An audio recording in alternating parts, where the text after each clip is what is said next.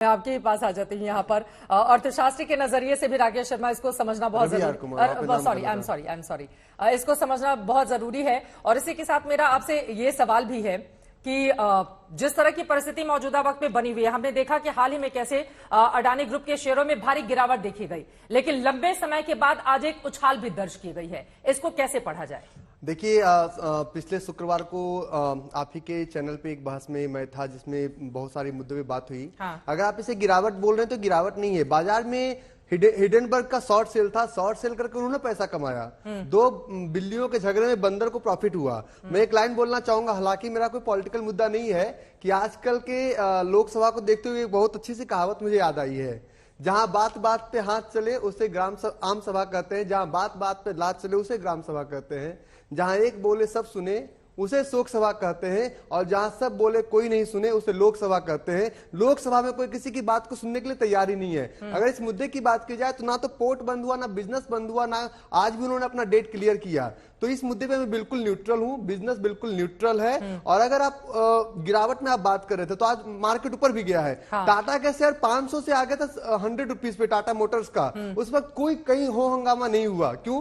टाटा साहब का फोटो मोदी जी के साथ नहीं है, इसलिए ऐसा हो सकता है, क्योंकि पॉलिटिकल लोग बेहतर जानते हैं। राकेश शर्मा जी, फोटो तो कभी किसी के भी साथ हो सकती है। उधर प्रधानमंत्री के साथ अडानी जी की फोटो आ रही है, तो वही उनके रॉबर्ट वाड्रा के साथ, प्रियंका गांधी के पति हैं, उनके साथ बीजेपी ने अडानी जी की फोटो जारी कर दी है। तो फोटो को लेकर तो इतना बवाल नहीं, मेन मुद्दे पर आते हैं।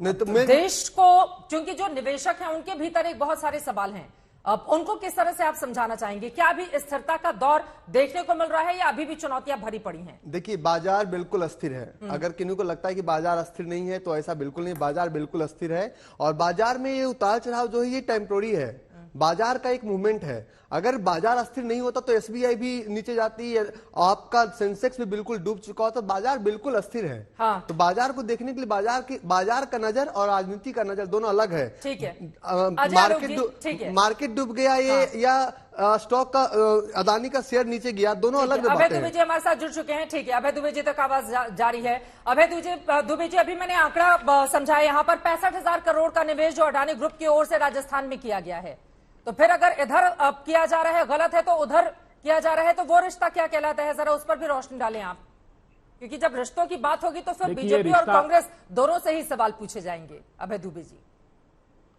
ये जो रिश्ता कहलाता है, राहुल गांधी जी ने बहुत प्रामाणिक आरोप लगाए हैं। मैं सिलसिलेवार खुलासा करता हूं।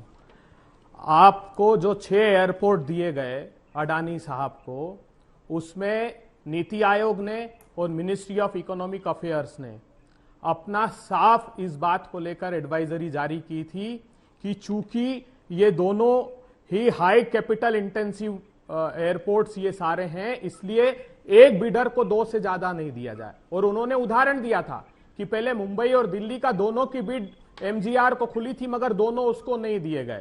उसके बाद पहले इन्होंने कोशिश की airport economic regulatory authority of India 2008 के एक्ट को बदलने की, क्योंकि उसमें tariff structure airport development fees को मेंशन बिड में नहीं करना चाहते थे। इन्होंने जब बदल नहीं पाए एक्ट, तो भी उस एक्ट का वायलेशन किया, और उस एक्ट को वायलेट करते हुए इन्होंने उसमें जो टेक्निकल बीड्स थी, 7 साल के अनुभव का क्राइटेरिया था, वो इन लोगों ने उसको वेव ऑफ किया।